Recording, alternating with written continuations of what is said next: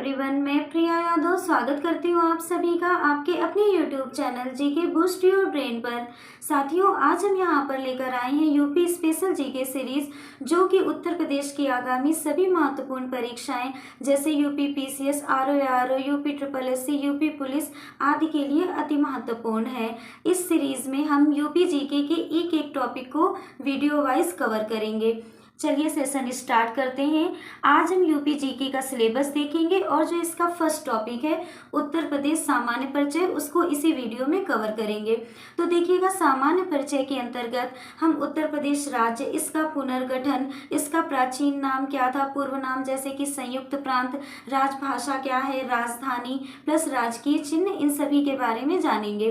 फिर देखिएगा, आपका सेकेंड वीडियो जो आएगा वो उत्तर प्रदेश का भूगोल, भौगोलिक स्थिति जैसे कि ये कितनी डिग्री और अक्षांश पर है, क्या क्षेत्रफल है, क्षेत्रफल की दृष्टि से यह भारत में किस स्थान पर है, चौथे स्थान पर, जनसंख्या की दृष्टि से भारत में उत्तर प्रदेश प्रथम स्थान पर है। देखिएगा, भारत में 28 राज्य हैं जिसमें कि उत्तर प्रदेश एक राज्य है और प्लस भारत में 8 केंद्र शासित प्रदेश हैं। फिर देखिएगा, यहाँ की जलवायु कैसी है, उष्णकटिबंधीय और मानसूनी है, और भी डिटेल में जानेंगे इसे हम। नदियाँ यहाँ पर कौन सी हैं, किस जिले में कौन सी नदी है, उसकी सहायक नदी कौन सी है, मिट्टी किस प्रकार की पाई जाती है और झीलें कौन सी हैं। फिर देखिएगा, उत्तर प्रदेश का इतिहास, ये हमारा थर्ड वीडियो होगा। इसके अंतर्गत हम जानेंगे कि उत्तर प्रदेश प्राचीन काल से लेकर आधुनिक काल तक इसमें क्या रहा, जैसे कि वैदिक काल में उत्तर प्रदेश को ब्रह्म ऋषि देश के नाम से भी जाना जाता था। अब बात करें प्राचीन काल में, तो सिंधु घाटी सभ्यता में कई साक्ष्य अवशेष मिले, तो इसमें जो प्रमुख स्थल था वो यूपी के अंदर भी मिला, मेरठ में। अब मेरठ से हम फिर अगर देखें इतिहास के अंतर्गत, तो 5857 की क्रांति का प्रारंभ यहीं से हुआ था। तो इस तरीके से हम इसका इतिहास जानेंगे। फिर देखिएगा, उत्तर प्रदेश की अर्थव्यवस्था, इसके अंतर्गत हम जो नवीनतम आंकड़े हैं बजट यूपी का जानेंगे। उत्तर प्रदेश की राजनीतिक परिदृश्य, इसमें हम जानेंगे कि जैसे यहाँ का विधानमंडल तो द्विसदनात्मक स्वरूप है इसका। फिर यहाँ की विधानसभा सीटें, लोकसभा सीटें जैसे कि 80 हैं, राज्यसभा सीटें, इन सभी के बारे में जानेंगे। फिर देखिएगा, उत्तर प्रदेश की परियोजनाएं, इसके अंतर्गत हम देखेंगे कि किस जिले में किस नदी पर कौन कौन से हमारे प्रमुख बांध बने हैं, प्लस परियोजनाओं में जो केंद्र की परियोजनाएं हैं, जैसे केंद्र उत्तर प्रदेश राज्य में हमारी कौन सी परियोजनाएं दे रहा है। अब देखिएगा, इलाहाबाद में नमामि गंगे परियोजना के अंतर्गत जो कछुआ हैं वो शरणागत कार्यक्रम में रखे गए, मंजूरी दी गई है। तो इन सभी बातों को जानेंगे। फिर देखिएगा, जो और महत्वपूर्ण बिंदु रहेंगे, जनगणना, नगरीय यहाँ की जनसंख्या क्या है, ग्रामीण यहाँ की जनसंख्या क्या है, पुरुष महिला साक्षरता दर क्या है, दशकीय वृद्धि क्या है, ये सारी चीज़ें हम जनगणना के अंतर्गत जानेंगे।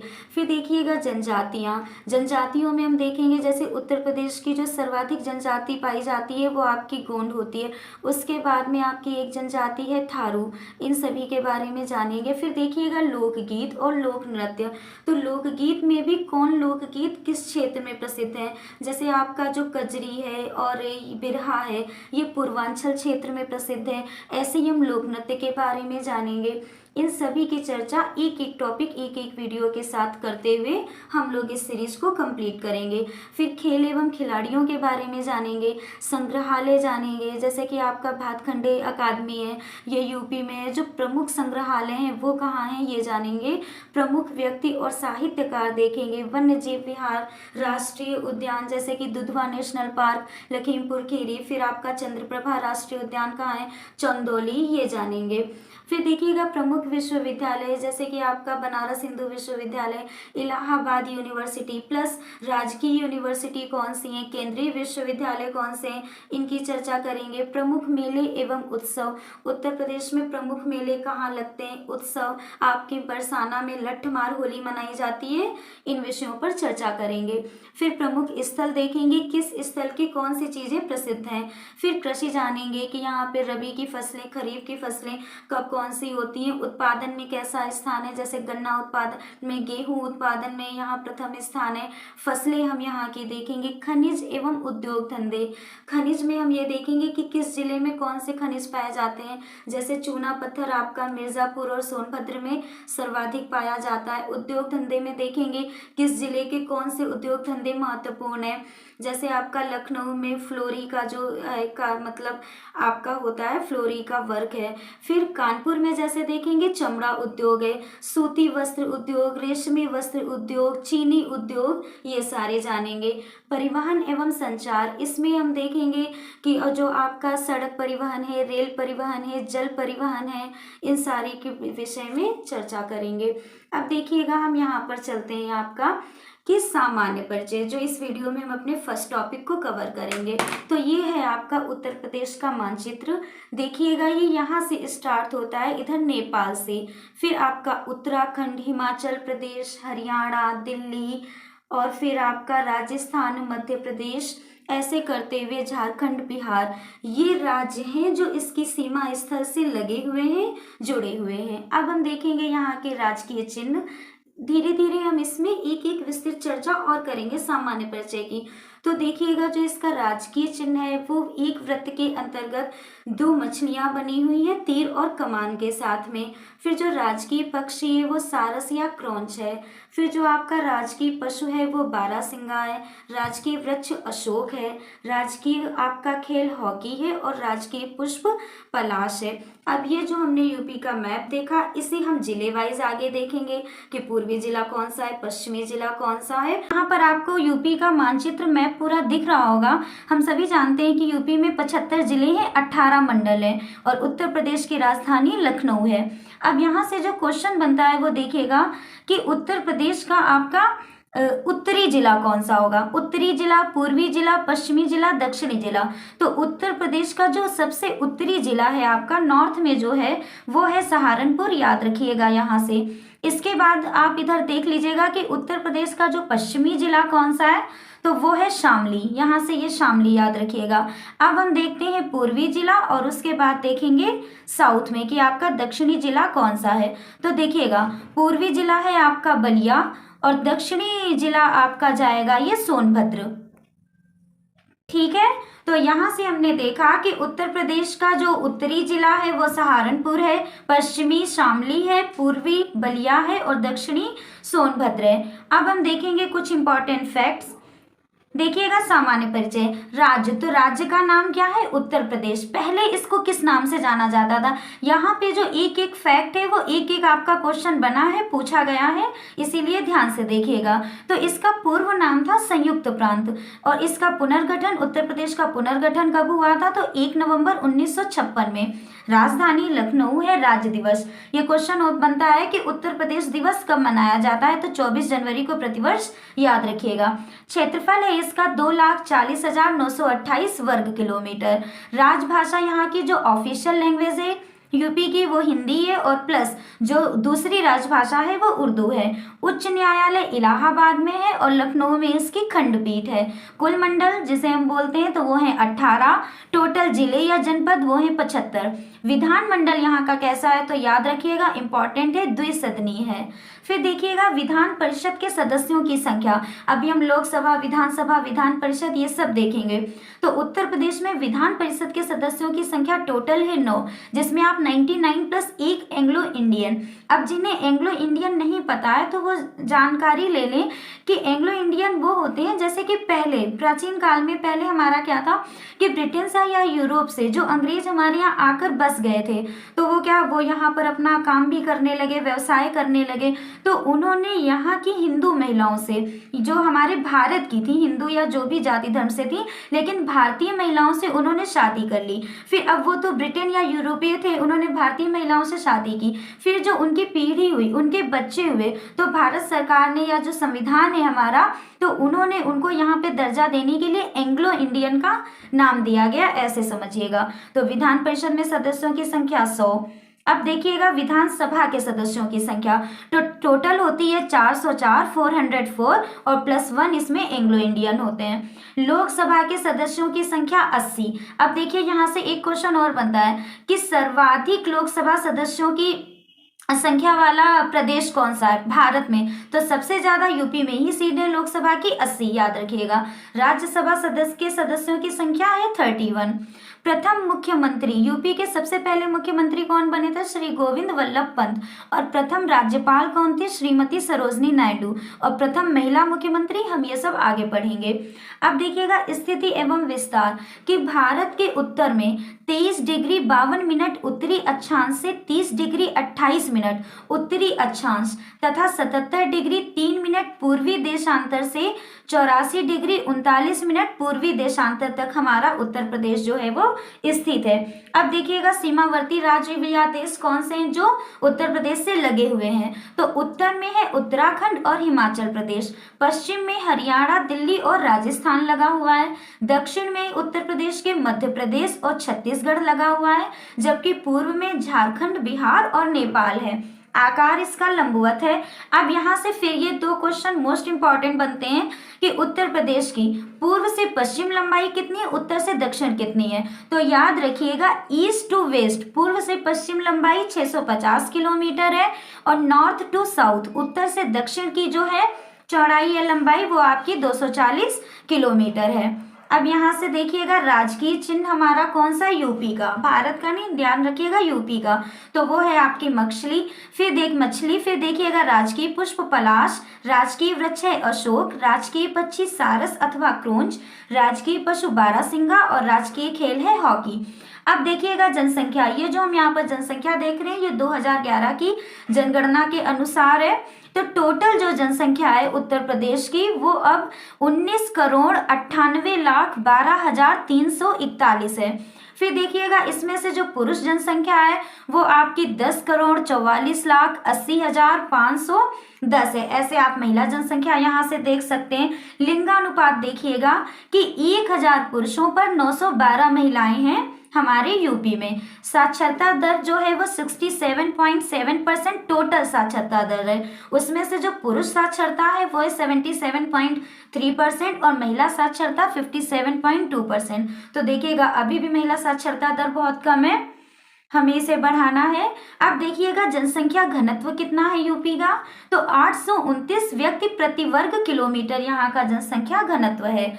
अब यहाँ से आप देख सकते हैं अनुसूचित जाति की कुल जनसंख्या कितनी है, अनुसूचित जाति में पुरुष और महिला की जनसंख्या कितनी है। स्लाइड कर रही हूँ, आप लोग देखिएगा। अब देखिएगा कुल जनसंख्या में अनुसूचित जाति की जनसंख्या कितने प्रतिशत है। तो ऊपर आपको टोटल नंबर देखने को मिल गए। अब परसेंट में देखिएगा 20.7%। फिर अनुसूचित जनजाति की कुल जनसंख्या देखिए, पहले हम अनुसूचित जाति की देख रहे थे, अब अनुसूचित जनजाति की है। पुरुषों की संख्या, महिला की संख्या देखिएगा। इसके बाद देखिएगा इसका परसेंटेज। तो कुल जनसंख्या में अनुसूचित जनजाति की जनसंख्या का कितना परसेंट है? 0.6%। इस बने रहिएगा। इसके बाद में विभिन्न परीक्षाओं में पूछे गए हम इंपॉर्टेंट MCQ भी सॉल्व करेंगे। अब देखिएगा ये एक तराई प्रदेश है, गंगा यमुना का मैदानी प्रदेश है और दक्षिणी का पठारी प्रदेश भी कहा जाता है। अब देखिएगा प्रमुख नदियां, उत्तर प्रदेश से प्रमुख नदियां कौन कौन सी जाती हैं? तो गंगा है, यमुना है, रामगंगा है, काली या शारदा है, घाघरा है, गंडक, कोसी, चंबल, बेतवा, सिंध, केनवा, सोन आदि। हम आगे चलकर इन नदियों पर बने बांध भी देखेंगे, उद्योग धंधे भी देखेंगे, यहाँ की जो फसलें हैं, सिंचाई व्यवस्था उत्तर प्रदेश की क्या है, ये सारे हम MCQ सॉल्व करेंगे आगे। प्रमुख फसलें देखिएगा गेहूं, गन्ना, चावल, तंबाकू, कपास, पटसन, मक्का, बाजरा, जौ तथा सरसों।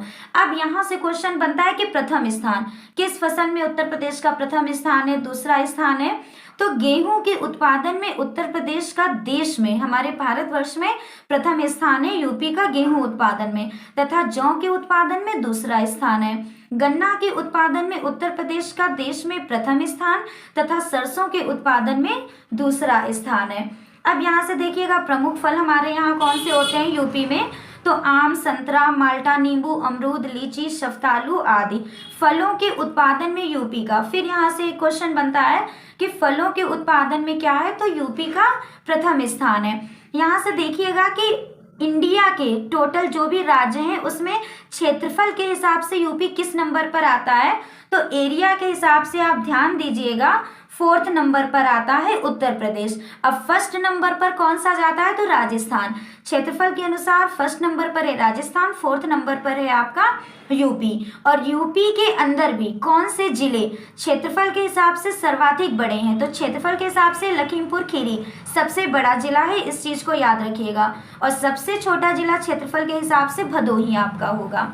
देखते हैं अगला क्या है कि प्रमुख उद्योग हमारे यहाँ के कौन से हैं, तो चीनी, सूती वस्त्र, ऊनी वस्त्र, रेशमी वस्त्र, क्योंकि गन्ना बहुत होता है तो गन्ना मिले हमारे यहाँ बहुत है, इसलिए चीनी उद्योग भी काफी है। फिर जूट, कांच, अब हम ये सब देखेंगे कि कहाँ के ये सब प्रमुख हैं। तो देखिएगा चीनी उद्योग आपका देवरिया, ये क्वेश्चन बना है, कई बार आता है कांच उद्योग कहाँ का है, या फिर जो कांच की चूड़ियां हैं वो कहाँ के लिए फेमस है, फिरोजाबाद के लिए। दिया सलाई कहाँ फेमस है, इस तरीके से क्वेश्चंस बने हुए हैं। चीनी उद्योग आपका देवरिया, गोरखपुर, सहारनपुर में है। फिर देखिएगा सूती वस्त्र उद्योग कहाँ का फेमस है, तो हाथरस। जो प्रमुख जिले कई बार क्वेश्चन बने हैं वो आपको इंपॉर्टेंट बता रही हूँ। तो सूती वस्त्र उद्योग के लिए हाथरस कई बार पूछा गया है। रेशमी वस्त्र उद्योग के लिए आपका वाराणसी और इटावा है। फिर देखिएगा ऊनी वस्त्र उद्योग कानपुर, कानपुर के लिए चमड़ा उद्योग बहुत ही फेमस है, आगे देखेंगे, याद रखिएगा।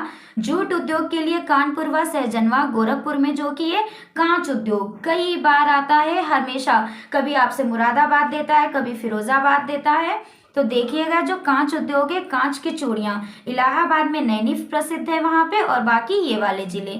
अब अगला देखिएगा चमड़ा उद्योग, जैसा कि बताया कानपुर, आगरा, सहारनपुर, ये वाले जो स्थान है वो आपके चमड़ा उद्योग के लिए फेमस हैं।